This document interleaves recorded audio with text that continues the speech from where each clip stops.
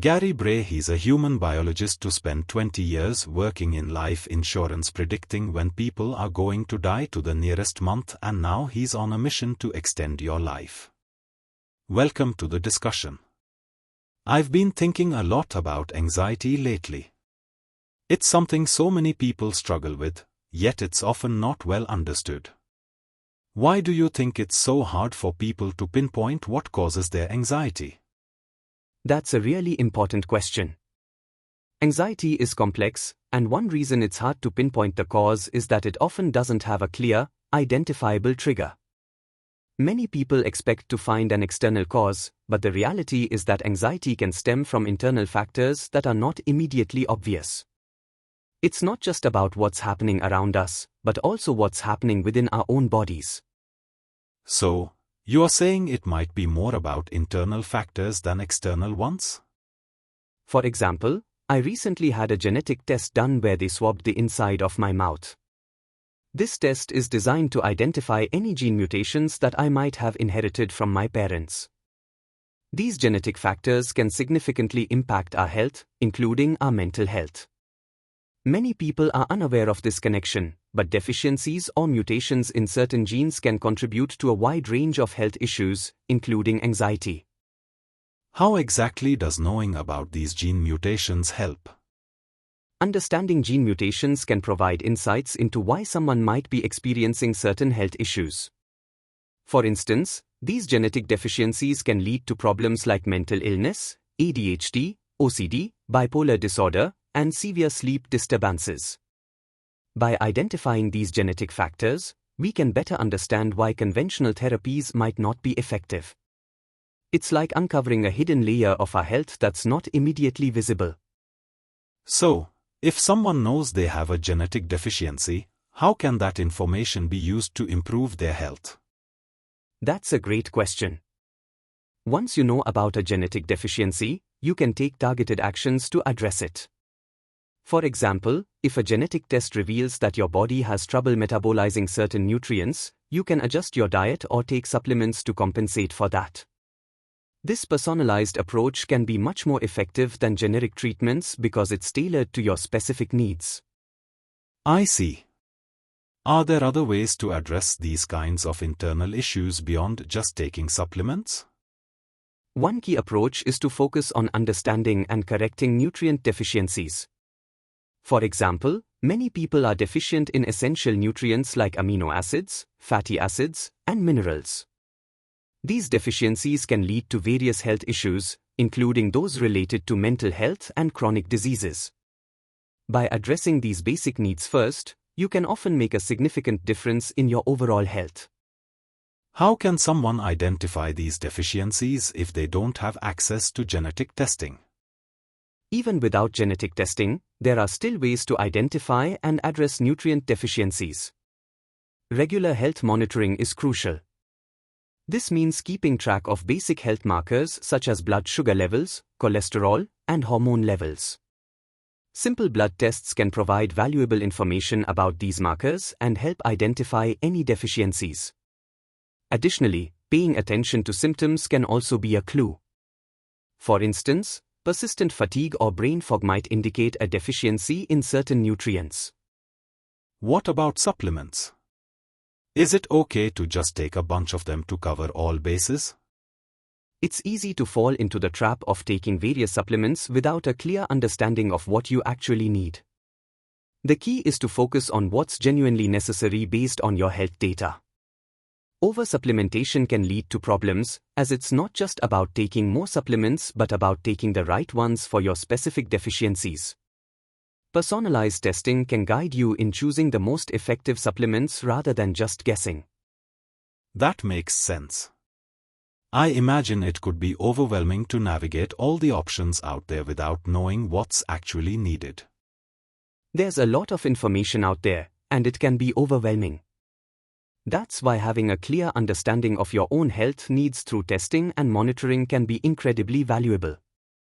It allows you to make informed decisions and avoid the confusion of choosing supplements without knowing what you truly need. I've heard about the concept of methylation in relation to health. Can you explain how that ties into these issues?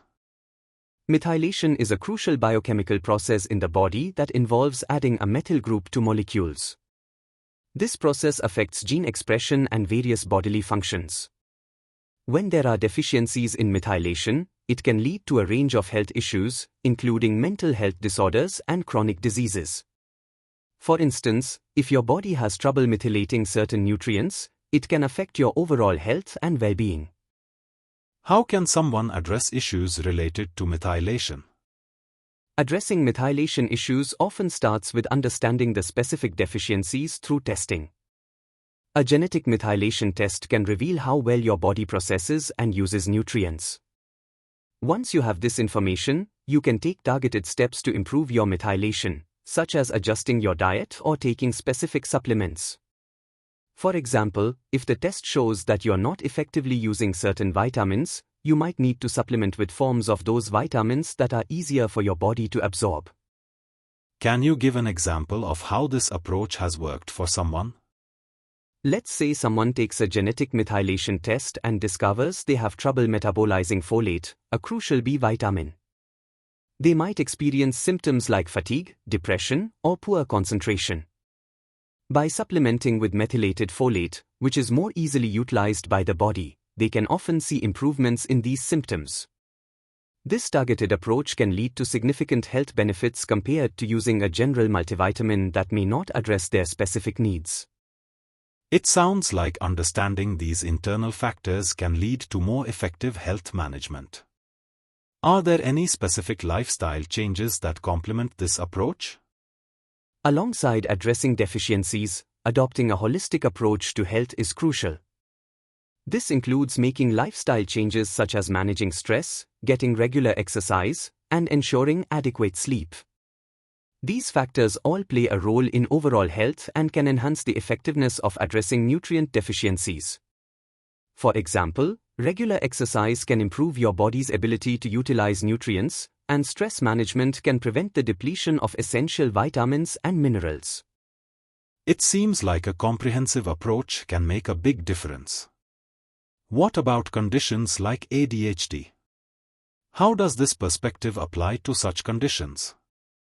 ADHD is a great example of how understanding internal factors can change our approach to treatment. Traditionally, ADHD is seen as an inability to focus, but Bray suggests it's more about attention overload. People with ADHD might struggle not because they can't focus, but because they have too many things vying for their attention. By addressing the overload and managing the underlying biochemical imbalances, such as those related to methylation, individuals can often find more effective ways to manage their symptoms. So, the idea is to address the root causes rather than just the symptoms? By focusing on the root causes, such as nutrient deficiencies or biochemical imbalances, you can often achieve better outcomes. It's about understanding the underlying factors that contribute to health issues and addressing them directly.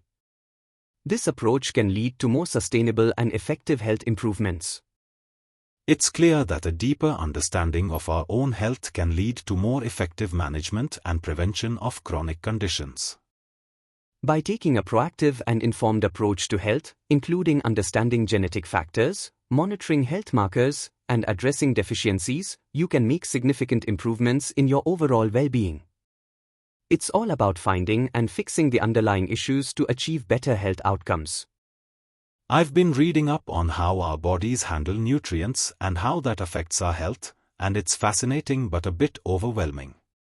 You mentioned earlier that knowing what our bodies need doesn't mean we are born broken, but rather that our systems might not be functioning optimally. Can you explain that a bit more? The idea that we are not born broke but rather that our bodies have room for optimization is a crucial perspective. We all have what are known as genetic SNPs, or single nucleotide polymorphisms. These are variations in our genes that can affect how our bodies process nutrients and handle various biochemical processes. The human body is incredibly intricate. One raw material, like a nutrient, gets processed through a series of physiological steps, and the byproducts of these processes feed into other functions. Could you give an example of how this process works? Let's take folate, which we get from green leafy vegetables. folate gets converted into methylfolate, which is a key nutrient in the body. Methylfolate helps to regulate levels of homocysteine, an amino acid that, if elevated, can be inflammatory.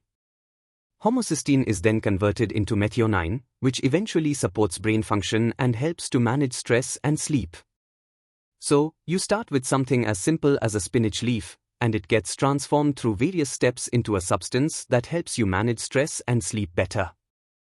How does methylation fit into this? Methylation is the process I just described where substances are modified by adding a methyl group. This process is essential for numerous bodily functions, including detoxification, gene expression, and neurotransmitter regulation. When methylation pathways are disrupted, it can lead to various health issues. However, the beauty of understanding methylation is that even if we can't change our genes, we can often supplement with the nutrients needed to support these processes. For example, if someone has a genetic mutation that affects folate metabolism, supplementing with methylfolate can bypass the issue and support proper function. You mentioned a common gene mutation called MTHFR. How does that relate to this? MTHFR is a gene that helps convert folic acid into its active form, methylfolate. About 44% of the population has a mutation in this gene, which means their bodies might struggle to convert folic acid efficiently. This can lead to deficiencies in methylfolate, which is crucial for many bodily functions, including preventing neural tube defects during pregnancy. Supplementing with methylfolate directly can be a simple and effective way to address this issue. What are some other important biomarkers that people should be aware of for maintaining optimal health? There are several key biomarkers to monitor. First, the glycemic profile is essential, which includes measuring glucose, hemoglobin A1c, and insulin levels. These markers help assess how well your body manages blood sugar and insulin. Imbalances here can be a sign of metabolic syndrome and can have cascading effects on other aspects of health, including cardiovascular health. Could you break down these markers a bit more? Of course. Glucose measures the amount of sugar in your blood at a single point in time. Hemoglobin A1c provides an average of your blood sugar levels over the past 3 months. Insulin levels reflect how your body is managing sugar and whether you might be insulin resistant. High insulin levels relative to blood sugar indicate insulin resistance, which can lead to conditions like type 2 diabetes and metabolic syndrome. What about hormone levels? Hormone levels are also crucial. A basic hormone panel should include DHEA, which is a precursor to other hormones like testosterone and estrogen, and SHBG, sex hormone-binding globulin, which affects how hormones like testosterone and estrogen are utilized in the body. Hormone imbalances can lead to a variety of issues, from fatigue to mood swings. And what about nutrient deficiencies? Basic nutrient deficiencies are another area to focus on. Common deficiencies include vitamin D3, magnesium, potassium, and vitamin B12. These nutrients play fundamental roles in maintaining various bodily functions. For example, vitamin D3 is crucial for bone health and immune function, while magnesium is important for muscle and nerve function. Checking these levels can help address common issues before they become significant problems. Is there any specific testing that you would recommend to get a comprehensive view of one's health? Yes, a methylation test is highly recommended for a comprehensive view. This test assesses several key genes involved in methylation, such as MTHFR, MTR, MTRR, AHCY, and COMT. These genes are important for processing nutrients and regulating various biochemical processes in the body. By understanding how these genes function, you can better tailor your supplementation and dietary choices to support optimal health. Can you simplify how these genes affect our health? Let's start with COMT, which stands for catecholomethyltransferase. This gene is responsible for breaking down catecholamines, neurotransmitters involved in our stress response, like adrenaline and dopamine. If someone has a mutation that slows down this process, they might experience heightened anxiety or difficulty managing stress because these neurotransmitters aren't being broken down efficiently. What does that mean for someone who has this mutation? For someone with a slow COMT gene, they might find that they're more prone to anxiety or stress, even in situations that wouldn't bother others as much. Their bodies might not regulate neurotransmitters as effectively, leading to a constant state of heightened alertness. This can make them feel more anxious or overstimulated, particularly if they have ongoing stress or are prone to worrying. Are there specific signs that someone with a COMT mutation might notice in their daily life? People with this mutation might notice that their minds race at night, making it difficult to fall asleep. They might also find themselves overthinking or reacting more strongly to stressors than others. Essentially, they could feel a constant state of alertness or anxiety without a clear external trigger, as their bodies are less efficient at managing stress hormones and neurotransmitters. How does trauma fit into this picture? Can trauma cause or worsen these issues?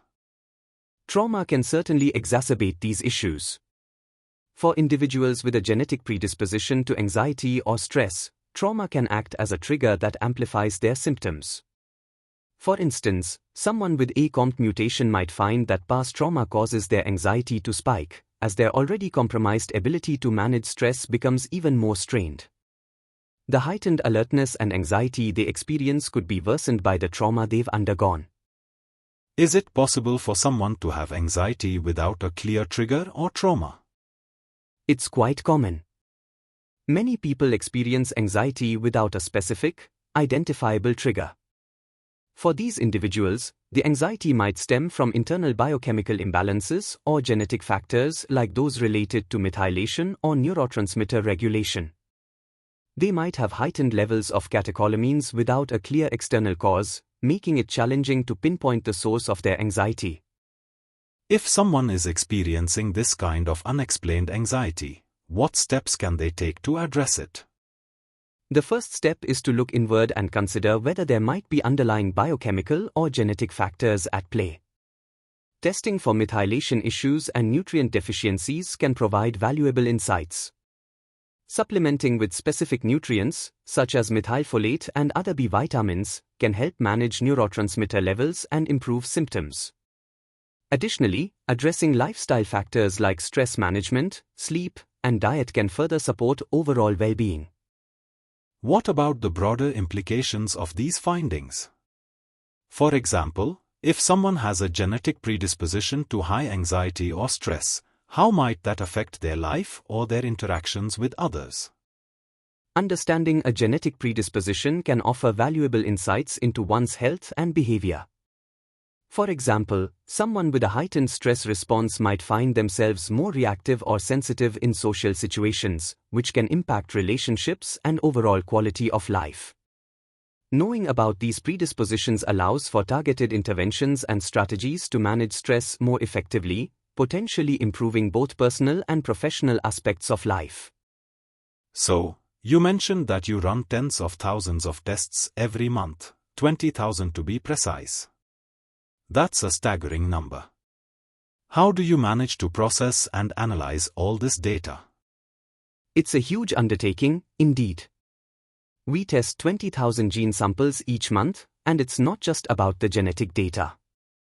We also gather comprehensive blood work for each patient, including CBCs, metabolic panels, lipid panels, thyroid panels, and more. This means we are looking at around 74 biomarkers per individual. We have genetic tests that allow us to evaluate genetic methylation, which can tell us a lot about how individuals metabolize certain substances. When we analyze the data, we compare these biomarkers with the genetic profiles. For example, some people have gene mutations that affect homocysteine metabolism, a critical factor in cardiovascular health. Elevated homocysteine can cause the vascular system to constrict, which could potentially lead to hypertension. By understanding these correlations, we can better determine if deficiencies or imbalances in the body might be causing issues. That's fascinating. Could you explain more about how you connect these gene mutations with specific health issues, like hypertension?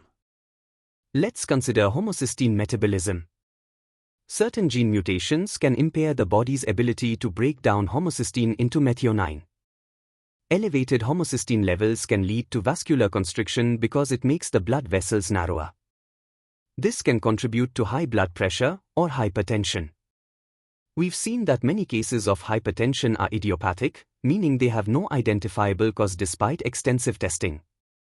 Our approach is to first check if the patient has deficiencies that might be impairing their ability to manage homocysteine.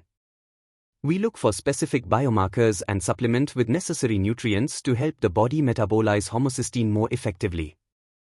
It's a less invasive approach compared to jumping straight to pharmaceuticals. It sounds like you are addressing the root cause rather than just the symptoms. How prevalent are these deficiencies, and what nutrients are commonly lacking? From our data, a significant number of people are deficient in crucial nutrients.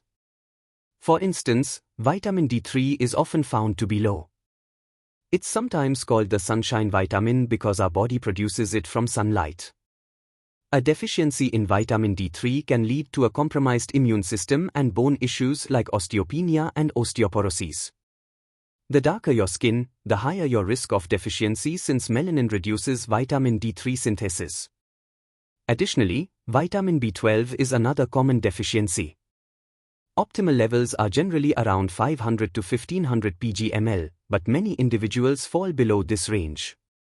Hormone deficiencies are also frequent, not necessarily because of issues with the endocrine system but due to a lack of raw materials needed to produce hormones. For example, low levels of DHEA and elevated sex hormone-binding globulin, SHBG, can affect hormone balance. It seems like there's a strong link between nutrient deficiencies and hormone imbalances. How do you approach correcting these imbalances? We start with a comprehensive hormone panel and look at the levels of various hormones and the nutrients needed to produce them. Often, deficiencies in nutrients like DHEA or vitamin D3 can be corrected by supplementation. For instance, if a patient has low testosterone or free testosterone, supplementing with DHEA and vitamin D3 might help bring those levels back to normal without needing external hormone treatments. By addressing these deficiencies, we can often restore the body's natural hormone production. And what about glycemic control? You mentioned that many people are pre-diabetic. How does this fit into your approach? Glycemic control is critical, and you are right, prediabetes is becoming increasingly common. It's not just about sugar intake, even high glycemic carbohydrates like white flour, white rice, and white potatoes can disrupt blood sugar levels. The pancreas can become overwhelmed, leading to poor blood sugar control. We assess glycemic control through tests and look at dietary patterns. By understanding the impact of high glycemic foods and addressing it with appropriate dietary changes or supplements, we can help manage or even reverse prediabetes. It sounds like you've been through quite a journey in your career and personal life. You mentioned a situation where you saw a dangerous drug interaction and were prohibited from intervening. Can you talk more about that experience and how it affected you? Alex, it was a really eye-opening moment for me. I was working in a position where I had access to vast amounts of medical data. I noticed a dangerous drug interaction in a patient's records, two medications that should never be combined. One could potentially lead to a serious thrombolytic event like a stroke or a heart attack. I tried to alert the patient directly, thinking it would be the right thing to do, but I was met with threats of prosecution. The legal constraints made it clear that I couldn't act on my knowledge, even though I believed it could save a life. It was a crushing experience. Here I was, with crucial information that could potentially prevent a tragedy, and I was stuck behind a metaphorical glass wall, unable to reach out and help. That feeling of impotence was profound. It really made me reflect on my career and my role. I felt like I was more concerned with accumulating wealth than actually making a meaningful impact. It was a wake-up call that led me to reevaluate everything. I realized that I had the knowledge and the capability to help people live healthier lives, and yet I wasn't doing it. So, I made a dramatic change. I left my job and decided to start my own wellness firm, Streamline, where I could apply my knowledge in a way that was truly beneficial to individuals. It was a huge shift, but it was also a relief. Now, every day, I wake up knowing that I have a chance to make a real difference. That's incredibly inspiring. It's interesting to hear about how your focus shifted from financial gain to genuinely helping people. You mentioned that even now, the impact of those experiences stays with you. Can you describe how it influences your current work? It definitely does, Alex. The experience left a lasting impact on me. Every day, when I start working, I'm driven by the thought that I can make a difference.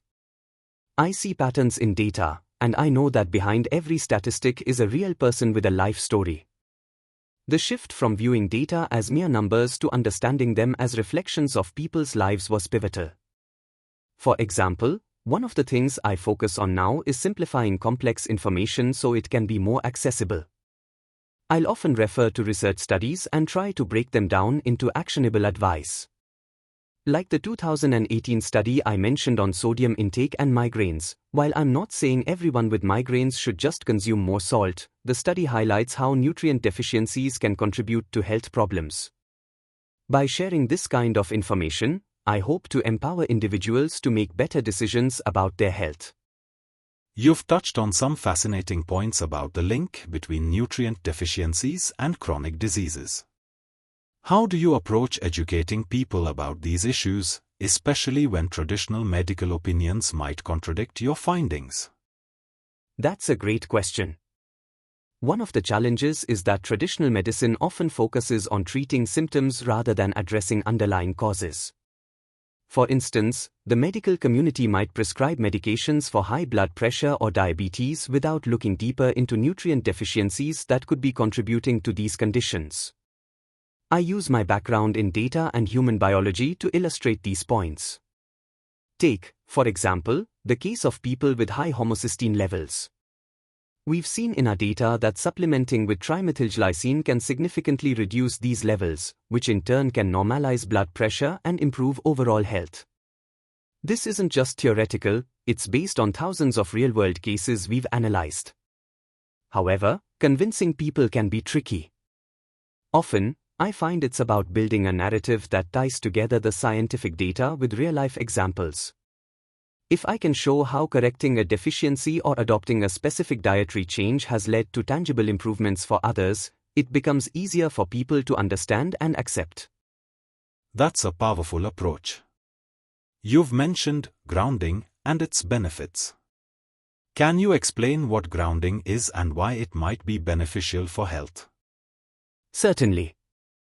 Grounding, or earthing as it's sometimes called, is the practice of connecting physically with the earth, like walking barefoot on grass or soil. The idea is that the earth has a natural electric charge, and by connecting with it, we can neutralize free radicals in our bodies and improve overall health. This might sound a bit out there, but there's actually a solid basis for it. The Earth's surface has a negative electrical charge, which can help counteract the positive charge of free radicals in our bodies. When we walk barefoot on natural surfaces, we are essentially allowing our bodies to absorb these electrons and achieve a kind of balance. There's research suggesting that grounding can help reduce inflammation, improve sleep, and even lower stress levels. I've had people who were initially skeptical try grounding and report noticeable improvements in their well-being. It's a simple practice but can be quite effective. It's intriguing to think about how something so simple could have such significant effects. In terms of practical steps, you mentioned a few key practices for health. Could you summarize these steps and their importance? Of course. Here are the key practices I recommend. Start your day by drinking water with added trace minerals. Most people are deficient in essential minerals like magnesium, calcium, and potassium. Adding a high-quality sea salt, like Baja Gold or Celtic salt, to your water can help replenish these minerals. Incorporate a high-quality omega-3 supplement into your diet. Omega-3s are crucial for reducing inflammation and supporting overall heart and brain health. Incorporate a high-quality omega-3 supplement into your diet. Omega-3s are crucial for reducing inflammation and supporting overall heart and brain health. Develop a morning routine that includes exposure to sunlight, grounding, breathwork, and perhaps a cold shower. These practices can help reset your circadian rhythm, improve mood, and enhance overall health. Focus on a diet rich in whole, unprocessed foods. Minimize intake of seed oils and processed sugars, which can contribute to chronic diseases and inflammation. Make conscious decisions about your lifestyle that support long-term health. This includes managing stress, getting adequate sleep, and staying physically active. These practices are about creating a holistic approach to health. They're not just about addressing specific symptoms but about fostering an environment in which your body can thrive. It's clear that your approach to health is both comprehensive and deeply informed by your experiences. How do you see the future of wellness evolving, and what role do you hope to play in it? The future of wellness is definitely moving towards a more personalized and preventative approach.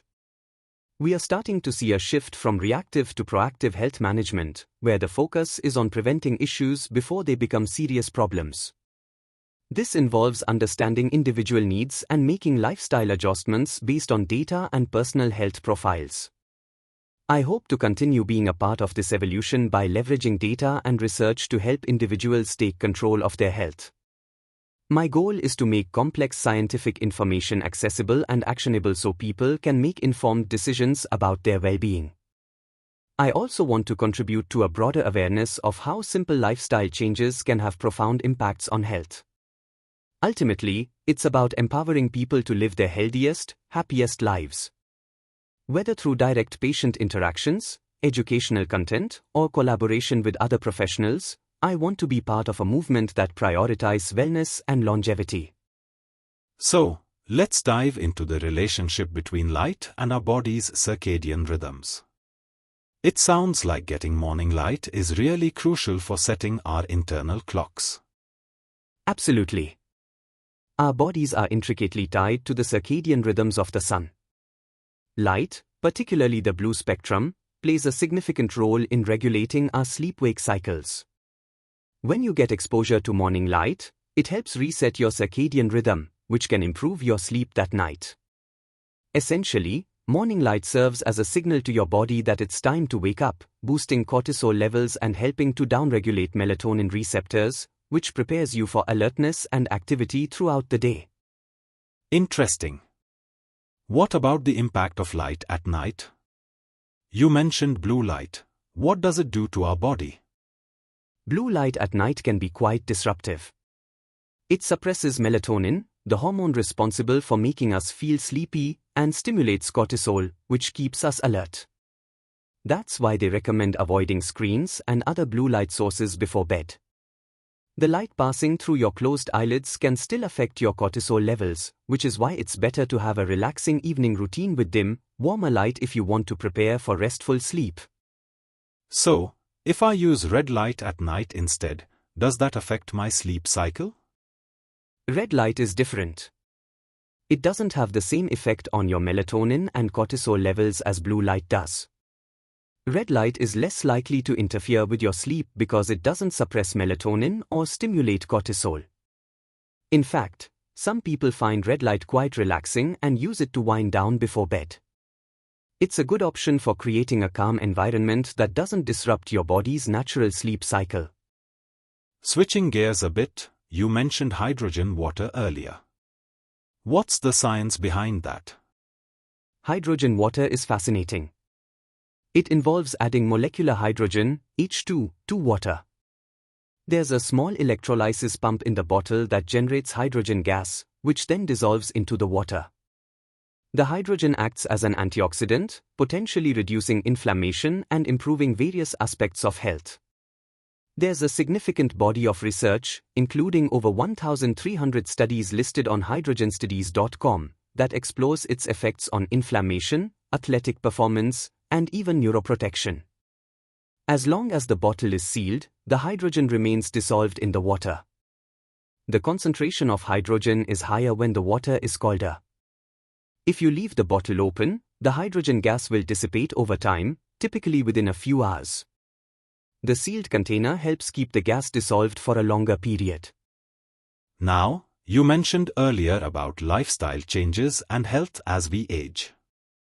When did you start thinking seriously about long-term health? For me, it was around the time I turned 30. I started noticing changes in my metabolism and energy levels, which made me realize the importance of paying more attention to my health. It's a common milestone for many people to start focusing on long-term wellness. Investing in companies and tools that support healthy living, like Zo for personalized nutrition, has been a part of that journey. That's a good segue into the topic of emerging health trends. For instance, the popularity of drugs like Ozempic has surged. What are your thoughts on this? Ozempic, which contains the GLP-1 inhibitor semaglutide, is indeed very popular, especially for weight management and type 2 diabetes. There are also other similar drugs like Wegovy and Mounjaro. They have shown significant results in controlling cravings and assisting with weight loss. However, they're not without their downsides. For instance, they can slow gastric emptying, which might lead to issues like paralytic gut, a condition where the gut becomes less active and can lead to complications. So, are there concerns with these medications, particularly related to muscle mass? Yes, that's a concern. Studies have shown that a significant portion of the weight lost on these medications can be lean body mass rather than just fat. If someone is using these drugs, it's crucial to pair them with a good strength training regimen and potentially use other peptides to protect muscle mass. Without resistance training, individuals might lose more muscle than desired, leading to what some people call Ozempic face or Wegovy face, where facial fat loss becomes noticeable. Let's shift to another topic. How has the journey of your career and personal life impacted your sense of purpose and fulfillment? Honestly, it's been a transformative experience. I feel incredibly fortunate to have found a career path that aligns so well with my passions. The privilege of engaging with some of the brightest minds and contributing to important conversations about longevity and health is a daily joy. The challenges, like managing growing demand and maintaining personal connections, are part of the journey, but they make the successes even more rewarding. How about the impact on your personal life and family? My family has been a tremendous source of support. My children are involved in the business, and seeing them pursue their passions in fields like nursing and research is incredibly fulfilling. We travel together, work together, and share many experiences, which strengthens our bond. My family is a central part of my life, and their presence makes the pace of my work more manageable. You mentioned the idea of community and its impact on health. What's your take on that? Community is vital for both mental and physical health. Isolation can dramatically affect life expectancy, as evidenced by various studies. For example, we know that when people are isolated, their life expectancy can be significantly reduced. This effect is not just psychological but also physiological. The emotional and social support we receive from being part of a community contributes to overall well-being and longevity. Do you see this reflected in the science or studies you've encountered? Definitely. There's substantial evidence showing that loneliness and isolation can be detrimental to health. Studies have demonstrated that loneliness can be as harmful as smoking or obesity. The sense of community provides not only emotional support but also practical assistance and a sense of belonging, all of which are crucial for maintaining health and longevity. I'm thinking about industries that might seem unethical. You mentioned before that you can't reach out to certain people due to legal and privacy concerns. Is there anything within the practice of medicine, particularly with these predictive databases, that you find unethical? That's a thought-provoking question. There are definitely ethical concerns in various aspects of medicine, particularly when it comes to predictive databases and genetic testing. One of the major issues revolves around access and control of information. In an ideal world, these databases could significantly improve patient care by predicting and preventing severe health conditions. However, the challenge lies in the fact that this information is often not accessible to everyone who could benefit from it. For instance, If a physician is not privy to certain data because of privacy regulations, they might miss out on crucial insights that could impact patient care. Additionally, there's a concern about how this data is used. While predictive databases could potentially save lives and improve outcomes, there's a risk that they could also be used for less altruistic purposes. For instance, life insurance companies might use genetic information to adjust premiums or deny coverage, which raises ethical questions about fairness and privacy. You touched on how these databases could upend modern medicine. Could you elaborate on that? Certainly. Predictive databases, especially those based on genetic information, have the potential to revolutionize how we approach medicine. They could allow for highly personalized treatment plans, identifying individuals at risk before symptoms even appear. This would shift medicine from a reactive to a proactive field, where we are not just treating diseases but actively preventing them. However, this shift could disrupt existing medical practices and industries. For instance, the pharmaceutical industry is heavily invested in treatments for diseases rather than prevention. Predictive medicine might reduce the demand for certain drugs or treatments, impacting the industry economically. Similarly, insurance companies that rely on statistical models to set premiums could find their business models challenged. You mentioned earlier that you were not allowed to have contact with patients or the training physician due to the regulations. How did that affect your work? Not being able to contact patients directly or interact with the training physician certainly pose challenges. For example, there are times when the data might reveal something that could be immediately relevant for a patient's care. In a perfect scenario, I'd reach out to the physician to discuss these findings and explore potential interventions. However, due to privacy laws, I'm restricted in how I can share and use this data. This limitation can be frustrating because there are instances where timely intervention based on the data could significantly impact patient outcomes. You mentioned the concept of methylation and its importance. Can you explain what methylation is and why it's significant in understanding genetic data? Methylation is a fundamental biological process that involves adding a methyl group to DNA, which can affect gene expression. Think of it as a switch that can turn genes on or off. It's a crucial part of regulating various bodily functions, including how we process nutrients, manage inflammation, and detoxify substances. When we look at genetic data, particularly regarding methylation, we are examining how effectively these processes are functioning. For instance, if there's a genetic variant that affects methylation, it can lead to a deficiency in converting raw materials into their usable forms, such as converting folic acid into methylfolate. This deficiency can then cascade into various health issues, including problems with mood regulation, sleep disturbances, and even chronic diseases. In your experience, how does genetic testing for methylation affect patient care? Genetic testing for methylation can be transformative for patient care. By identifying specific genetic variants that affect methylation pathways, we can provide tailored recommendations that can significantly improve a patient's health. For instance, if a test reveals that a patient has difficulty processing B12 due to a genetic variant, we can recommend a methylated form of B12 that bypasses the problematic step in the methylation pathway. This personalized approach can help address specific deficiencies and improve overall health outcomes. In many cases, patients experience improvements in areas like energy levels, mood stability, and even cognitive function. The key benefit is that it allows for a more proactive and targeted approach to health management, rather than relying on a one-size-fits-all model. Can you share some real-world examples of how this genetic testing has made a difference? Absolutely. We've seen some remarkable cases where genetic testing has led to significant improvements in patient outcomes.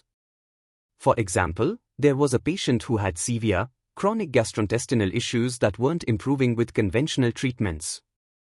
After undergoing genetic testing, it was revealed that several key genes involved in methylation were impaired. By addressing these issues through targeted supplementation and dietary changes, we were able to significantly reduce the patient's symptoms and improve their quality of life. Another example involves a patient with persistent mood disorders. The genetic testing showed issues with the methylation pathway affecting neurotransmitter function. With appropriate supplementation, we observed a notable improvement in their mood and overall well-being. These cases highlight how genetic testing can provide insights that lead to tailored interventions, making a real difference in patients' lives. You mentioned MTHFR as a significant gene in the methylation cycle. Can you explain why MTHFR is particularly important? MTHFR, or methylene tetrahydrofolate reductase, is a key enzyme in the methylation cycle. It's responsible for converting folate into its active form, which is crucial for many processes in the body, including DNA synthesis and repair, detoxification, and neurotransmitter function. The significance of MTHFR lies in its position in the methylation pathway. Since it's an early step in the process, any impairment in MTHFR can affect the entire downstream pathway. If MTHFR is not functioning properly, it can lead to a cascade of issues affecting various bodily functions. For instance, it can contribute to problems with homocysteine levels, which is linked to cardiovascular issues. Addressing MTHFR mutations through supplementation with active forms of folate can often provide significant improvements in a range of symptoms, making it one of the more impactful targets in genetic testing. How do you see the future of genetic testing evolving, especially in the context of personalized medicine? The future of genetic testing is incredibly promising, particularly with the rise of personalized medicine.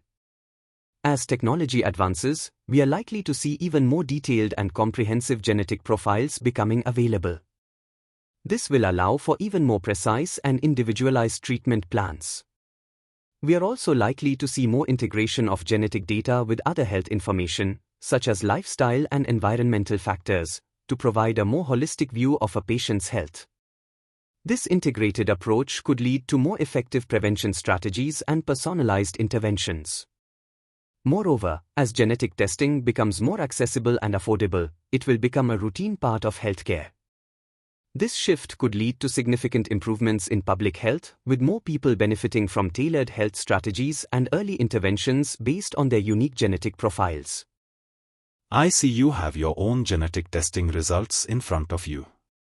How does it feel to have access to this kind of personal data, and what are your thoughts on sharing such information? Having access to personal genetic data is both exciting and humbling. It provides a wealth of information that can help guide health decisions and interventions. For me, it's a way to better understand my own health and make informed choices based on that data. Sharing this information is a bit more complex. On one hand, it can be incredibly valuable for educating others and raising awareness about the benefits of genetic testing. On the other hand, it's important to approach it with sensitivity and respect for privacy. For anyone considering sharing their genetic information, it's crucial to weigh the potential benefits against the risks and ensure that the information is shared in a responsible and secure manner. To wrap up, you've mentioned the importance of continuing to spread the message about personalized medicine and genetic testing. What final thoughts would you like to leave with our audience? I'd like to emphasize the transformative potential of personalized medicine and genetic testing. These tools offer unprecedented insights into our health and can lead to more effective and individualized care. As we continue to advance in this field, it's important to remain mindful of both the ethical considerations and the opportunities to make a meaningful impact on health and well-being. My goal is to continue advocating for the integration of these insights into everyday healthcare and to help as many people as possible benefit from the advances in genetic science. Thank you for the opportunity to discuss these important topics today. Thank you so much, Dr. Saad, for your time and insights. It's been incredibly enlightening. My pleasure. It's been great discussing these topics with you, and I'm glad to have had the opportunity to share this information. And thank you to our audience for joining us. We'll see you next time.